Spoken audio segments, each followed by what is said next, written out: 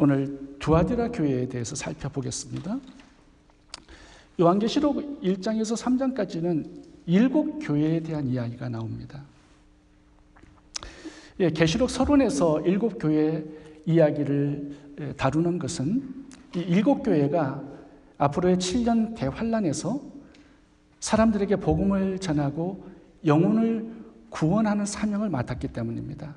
그리고 하나님의 뜻을 이루고 주님의 재림을 준비하는 그 일을 이 교회들이 맡았습니다. 이 교회가 예수님의 몸이라고 그러죠. 근데 머리는 독단적으로 일하지 않고 몸을 통해서 일을 합니다. 그래서 주님께서는요, 이 교회를 통하여서 이 세상의 역사를 경영하시고 이루어 가시고 완성하십니다. 그러니까 교회를 쓰시는 거예요. 그래서 1장, 2장을 보면 예수님께서 촛대 사이로 다니시면서 교회들을 돌보시고 성도들을 붙잡아 주시는 그런 모습으로 나옵니다.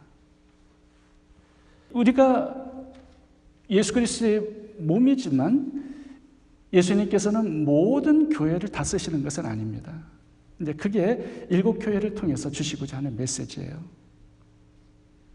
하나님께서 쓰시는 교회는 어떤 모습, 어떤 특징이 있는가를 우리들에게 가르쳐 주십니다. 하나님은 예배소 교회같이 진리를 위해서 전투하는 교회를 쓰십니다. 그리고 서머나 교회처럼 믿음의 정절을 지키고 끝까지 충성하는 교회를 쓰시고요. 버가모 교회처럼 성적으로 깨끗한 교회를 쓰십니다.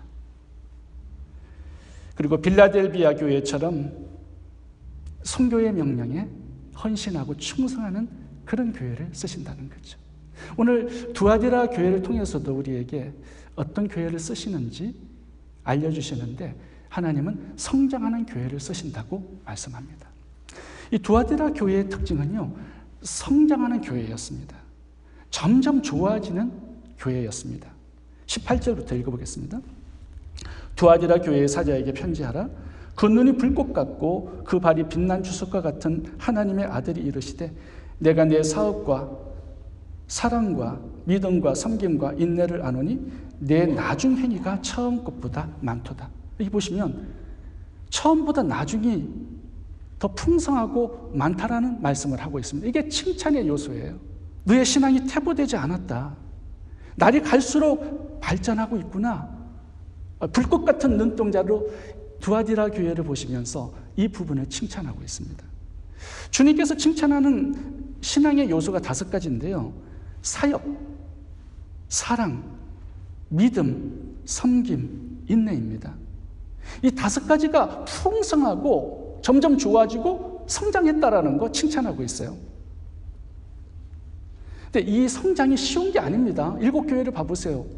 사도교회는 죽었고 라오디게아 교회는 예수님 쫓아내고 병든 교회였어요. 근데 이 교회는 점점 날이 갈수록 성장하고 발전하고 있는 거예요. 주님이 너무 기쁘셨어요.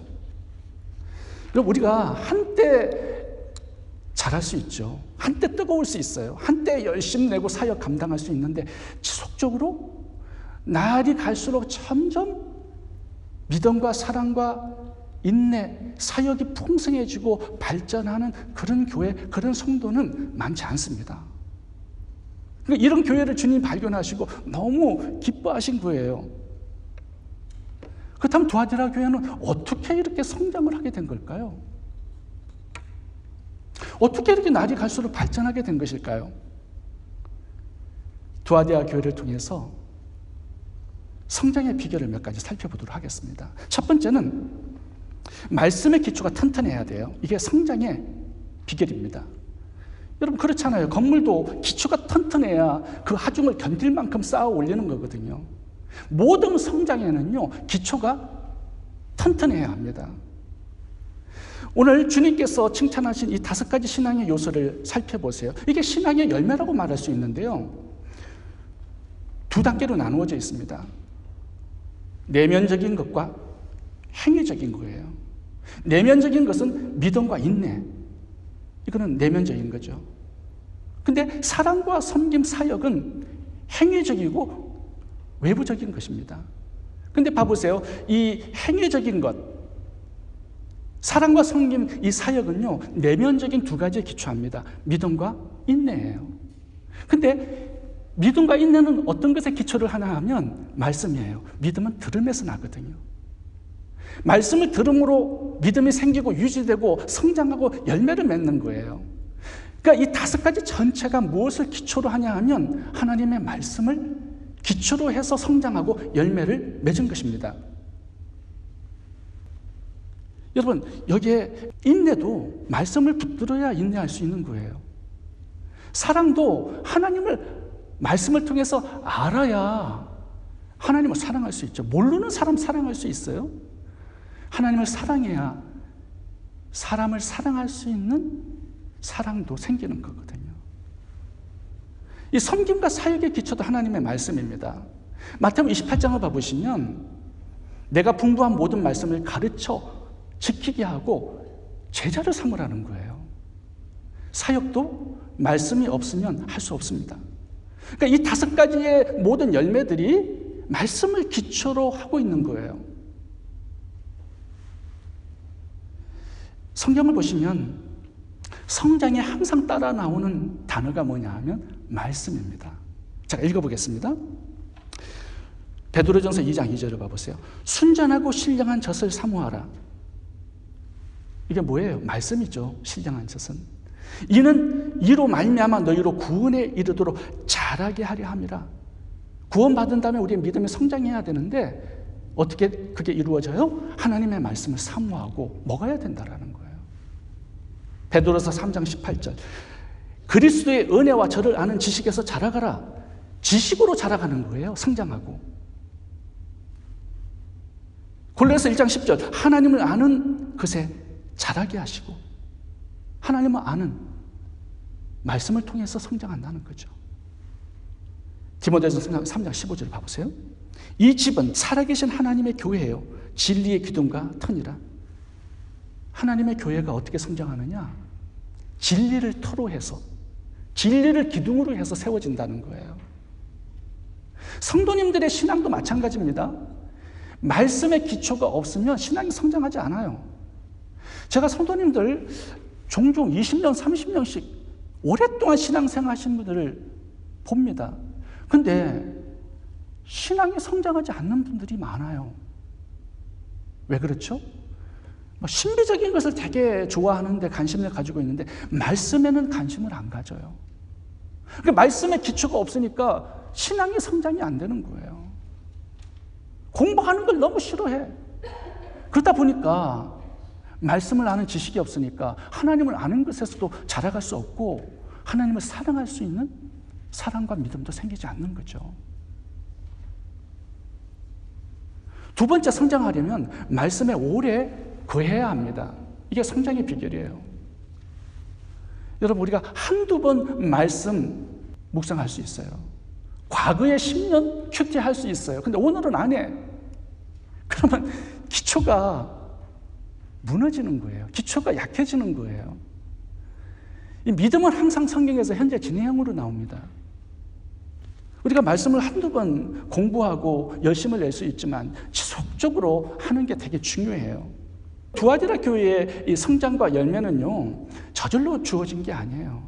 말씀에 오래 거하고 오래 머무는 시간이 많았기 때문에 이게 기초가 튼튼해지고 신앙이 성장한 것입니다.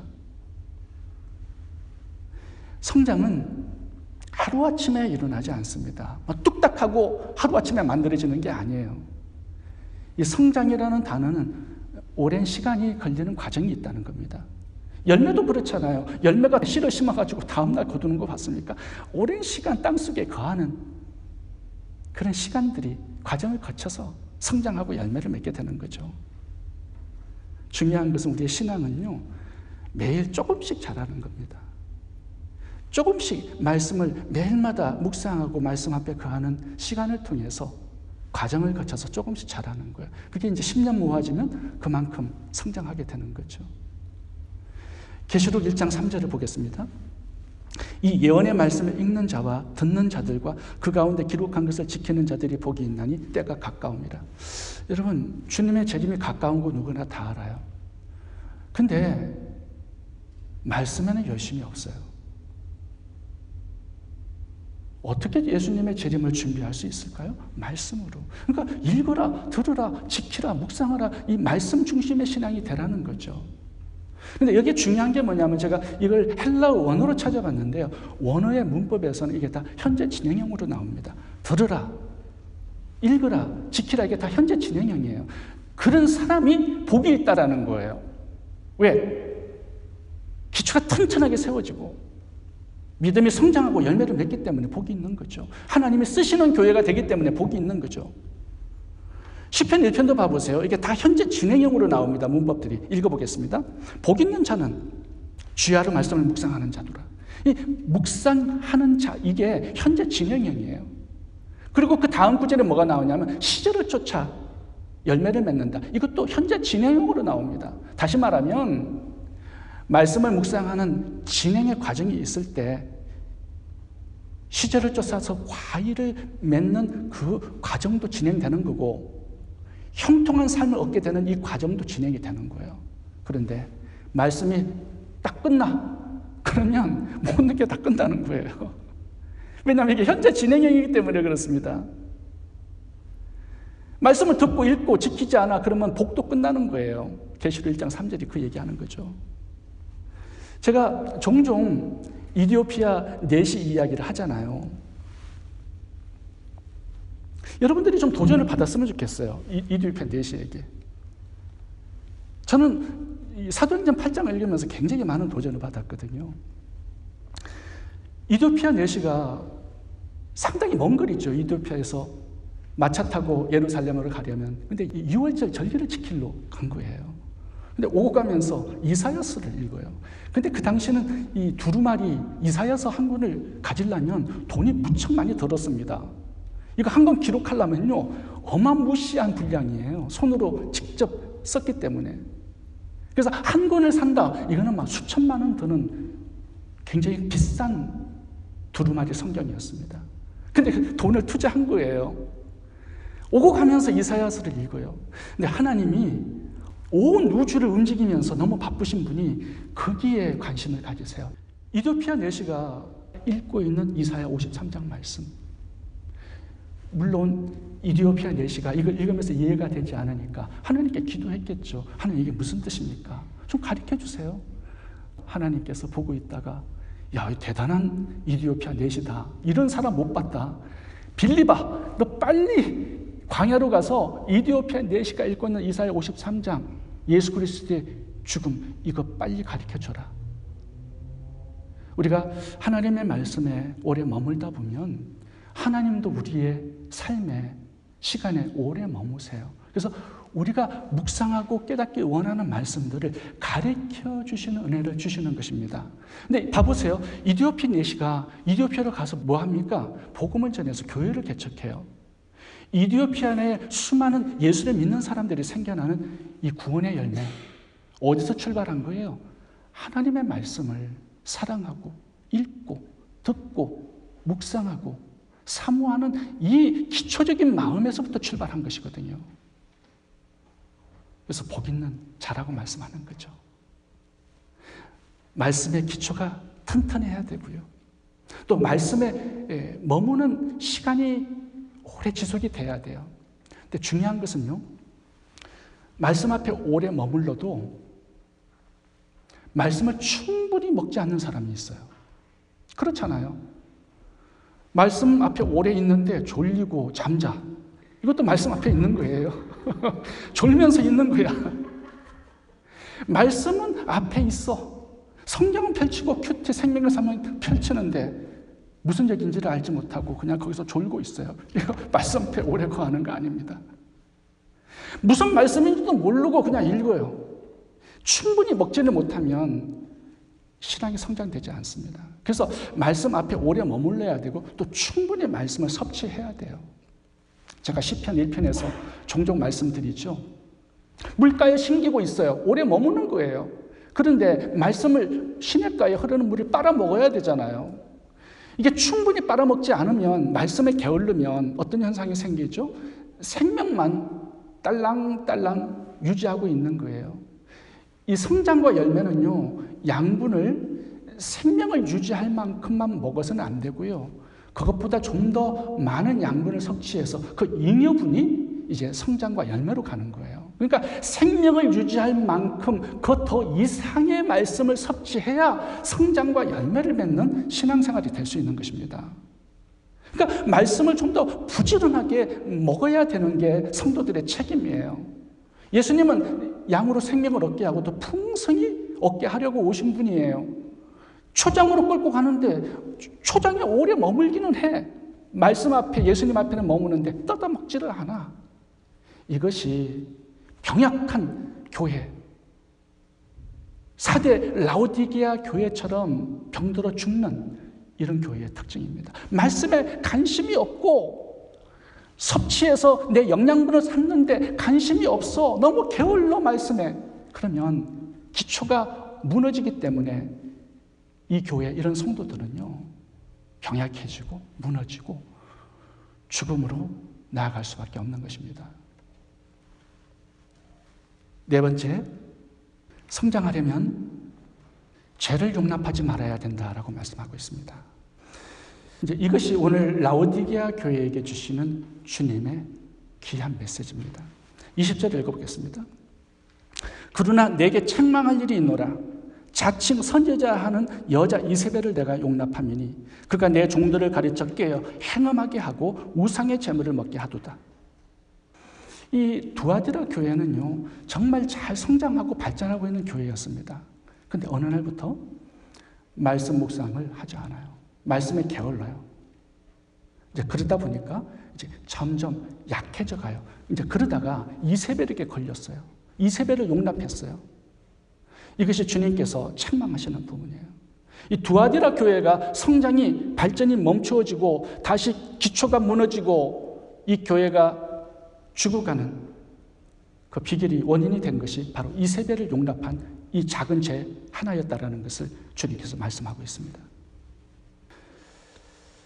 20절에 가보면 이세벨을 용납한 그 죄 하나가 다른 종들을 전부 다 타락시켰다라는 거예요. 내 종들을 가르쳐 깨어 행음하게 하고 우상의 제물을 먹게 했대요. 이 교회가 총체적으로 무너진 그 이유는 이세벨 하나를 용납한 이 죄입니다. 그러면 이세벨이 뭐예요? 주님께서 이세벨을 통해서 무엇을 지금 우리들에게 메시지를 주려고 하시는 것이에요? 열왕기상 16장에 보면 이세벨의 이야기가 나옵니다. 근데 이세벨 하나를 받아들인 이것이 이스라엘 전체가 멸망한 이유가 되었어요. 아합 왕이 이세벨을 이방 여인을 아내로 맞아요. 왜 그랬을까요? 당시 시돈이 최강대국이었습니다. 무역의 중심지였어요. 그러니까 이스라엘은 상당히 작고 연약한 나라잖아요. 그러니까 강대국과 손을 잡고 시돈의 도움을 받기 위해서 시돈 왕의 딸을, 이세벨을 아내로 맞은 거예요. 용납한 거예요. 근데 이제 이 하나가 이스라엘을 완전히 멸망의 길로 끌고 갑니다. 이세벨이 와가지고 뭐 했습니까? 제일 먼저 한 게 뭐예요? 성전의 문을 잠깁니다. 그리고 선지자, 제사장들을 죽이기 시작합니다. 성도들을 다 죽여요. 씨를 말려요. 그래가지고 선지자는 엘리야 한 사람 남았고요. 성도들은 7,000명밖에 남지 않았습니다. 이스라엘 땅에서. 와, 죽음의 역사가 이제 시작이 돼요. 그리고 친정집에서 돈을 가져와가지고 바알 신당, 아세라 신당을 지어요. 그리고 이 이스라엘 땅을 우상 숭배의 나라로 바꾸어 나갑니다. 어마무시한 역사가 이세벨 하나를 용납한 데서부터 출발한 거예요. 예루살렘 성전 문을 닫게 해요. 그리고 바알과 아세라 신전을 남유다 땅에도 짓습니다. 그리고 하나님을 예배하는 자들을 싹 다 죽이고요. 다윗의 후손까지 씨를 말려서 다 죽습니다. 요아스 하나 남죠. 도망가가지고. 등불이 꺼지는 그런 엄청난 역사가 진행이 돼요. 이세벨 하나를 용납함으로 말미암아서. 근데 아달랴가요, 다윗의 후손들을 다 죽이고 자기가 남유다 7대 왕으로 취임식을 가집니다. 이스라엘 역사에 39명의 왕이 있는데 이방 여인, 여자가 또 왕이 된 경우는 아달랴밖에 없습니다. 그녀의 통치 몇십 년 동안요, 이스라엘은 완전히 초토화되어 버렸습니다. 이런 수치스러운 역사, 멸망의 역사가 무엇 때문에 그런 거예요? 이세벨 하나를 용납한 거. 통문하지 말라는 하나님의 말씀을 어기고 불순종한 이 작은 죄 하나가 이스라엘 역사에 수치를 가져오고 멸망을 가져온 원인이 된 것입니다. 두아디라 교회도 마찬가지예요. 이 이세벨을 용납했듯이 이스라엘 백성들이, 그래서 망했듯이 두아디라 교회에도 용납한 이세벨이 있었습니다. 그게 뭘까요? 이 두아디라는 옷 가공업의 중심지였어요. 당시에 염색, 옷을 만드는 이런 모든 무역의 중심지가 두아디라였습니다. 두아디라 교회에도 무역을 하고 사업을 하는 그런 성도들이 많이 있었습니다. 근데 그 당시에 사업을 하기 위해서는요, 한 가지 조건이 있습니다. 그게 뭐냐 하면 황제를 숭배해야 돼요. 황제를 숭배해야지만 그 당시에 로마가 만든 길더 상인조합에 가입을 할 수가 있었습니다. 황제의 신전에 가서 절하고 황제가 나의 하나님, 나의 주님입니다, 이 고백을 드리면 리벨리우스라는 표를 줍니다. 이 리벨리우스라는 이 표를 가져야만 길드 상인조합에 가입을 할 수 있어요. 그렇게 가입을 해야지만 세금을 혜택을 받을 수 있고요. 로마가 주는 융자를 풍성히 받아서 사업을 잘할 수가 있는 것입니다. 그러니까 경제적인 이익 때문에 어떤 한 성도가 이세벨 같은 강력한 영향력을 끼치는 한 사람이 황제 숭배를 받아들인 거예요. 뭐 한 번 고개 숙여 절하고 교회 계속 다니면 되지 이렇게 생각한 거죠. 그런데 그 이세벨을 따라서 다른 성도들도 전부 다 황제 숭배를 하게 된 겁니다. 이 죄 하나를 용납한 그것이 두아디라 교회 전체를 망하게 한 비결이 된 것입니다. 근데 여러분 여기 잘 봐보세요. 아합 왕이 이세벨이라는 여자를 하나 받아들였어요. 근데 이세벨만 받아들인 겁니까? 아니죠. 바알신을 섬기는 시돈 왕을 받아들인 것이고요.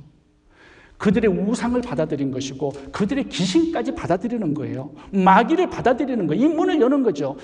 두아디라 교회도 마찬가지입니다.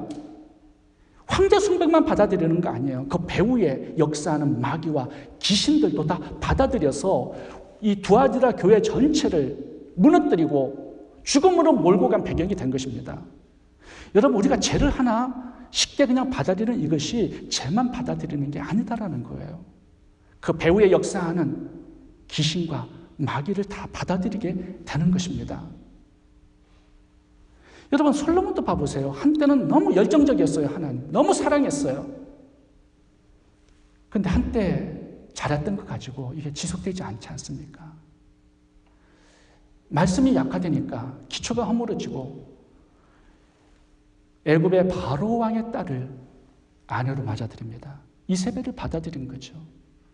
근데 이 하나의 작은 죄가 1000명의 이방 여인들을 받아들이게 되고요. 1000명의 이방 여인들 배후에 역사하는 악한 영들을 다 받아들이게 된 거죠. 그래서 솔로몬의 이제 후반기부터 이스라엘은 멸망의 길을 걷기 시작합니다. 여기가 출발점이에요. 작은 죄, 하나님의 말씀을 어긴 작은 죄 하나를 받아들인 여기가 모든 멸망의 출발점이 되는 것이에요. 그 부분을 오늘 예수님께서 두아디라 교회를 통해서 우리들에게 주시는 메시지입니다. 작은 죄를 조심하라는 이 얘기를 하시는 거예요. 아담과 하와를 봐보세요. 선악과 따먹은 거, 그건 뭐가 그렇게 큰 죄입니까? 그렇게 생각할 수 있죠. 근데 이게 노아 홍수를 불러오고 인류를 다 죽음으로 몰아넣지 않습니까? 예수님까지 죽여버려요. 작은 죄 하나가 결코 작은 게 아니에요. 우리의 인생 전체를 죽음으로 끌고 가는 멸망을 만드는 원인이 될 수 있다는 것을 우리가 명심해야 합니다. 한국도 보면 일제강점기 때 모든 교회들이 신사참배를 했습니다. 교단마다 전부 다 이 신사참배는 우상에게 절하는 것이 아니다라고 발표를 했어요. 그래서 예배 시간에 종을 땡칩니다. 묵도하겠습니다. 그건 하나님께 묵도하는 게 아니라 천왕에게 절하는 거예요. 이 시간이 있었어요. 한국 교회 예배. 왜냐하면 일제가 그렇게 하는 교회들만 예배를 할 수 있도록 허락했기 때문이에요. 그래서 모든 교회들이요, 목사님들이 예배하기 전에 묵도하겠습니다. 땡칩니다. 그러면 동쪽을 향하여서, 일본 천양을 향하여서 이렇게 절해요. 묵도를 하고 예배를 시작했습니다. 근데 목사님들이 이게 우상에게 절하는 거 아니라고 가르쳤어요.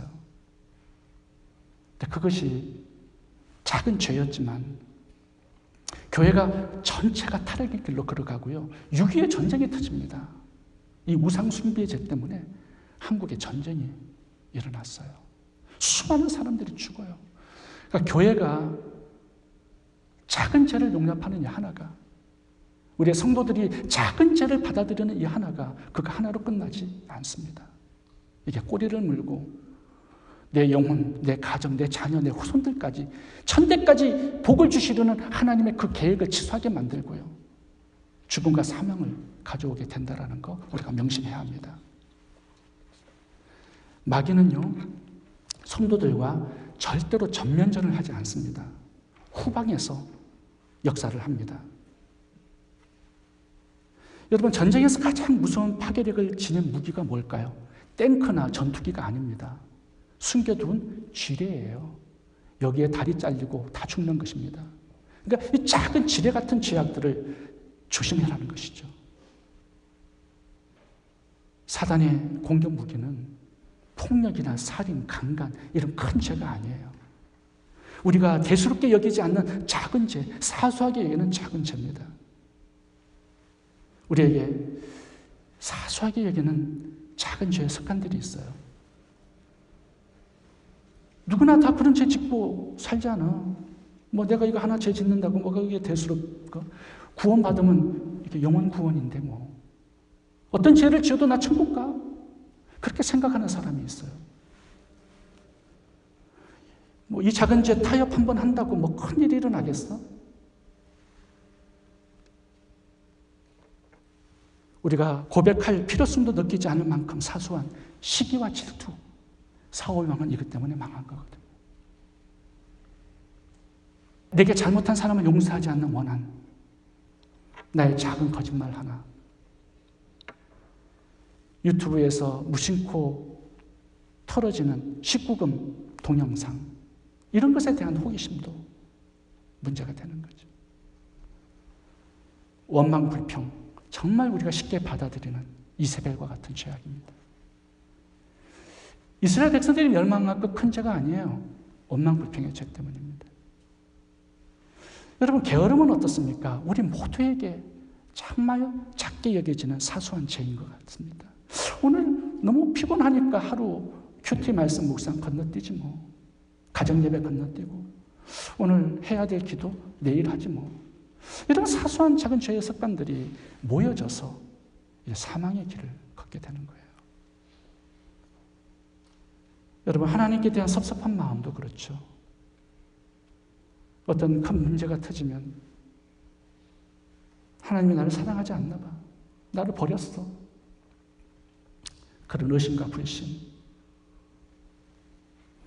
하나님, 샬롬 교회에서 이 정도 충성하고 헌신했으면 이제 이만큼 복을 주실 때도 되지 않았어요? 나 이런 복을 받을 자격 없는 건가요? 하나님께 섭섭한 마음. 이것도 쉽게 용납하는 이세벨의 죄악일 것입니다. 여러분, 신앙의 든든한 성장과 열매는요, 내가 사소하게 여기는 작은 죄 하나를 거절할 때, 절제할 때 이루어지는 것입니다. 이런 거절과 절제가 모아져서 신앙의 성장과 열매를 맺게 되는 거예요. 나를 파괴하는 지뢰 같은 작은 죄의 습관들을 거절하고 절제해서 주님과의 동행이 깊어지고 믿음이 더욱 성장하는 은혜가 저희 모두에게 있기를 바랍니다. 말씀이 모든 신앙생활의 기초입니다. 매일 지속적으로 말씀을 공부하고 풍성하게 섭취해서 성장과 성숙을 이루시고요. 믿음, 사랑, 인내, 섬김, 사역의 이 5가지의 열매를 맺는 그런 인생 되시기 바랍니다. 너는 해가 바뀔수록, 세월이 지날수록, 나이가 먹을수록 점점 더 좋아지는구나. 점점 더 발전하는구나. 내가 너무나 기쁘다. 이런 칭찬을 듣는 두아디라 교회 같은 성도들이 다 될 수 있기를 바랍니다. 기도하겠습니다.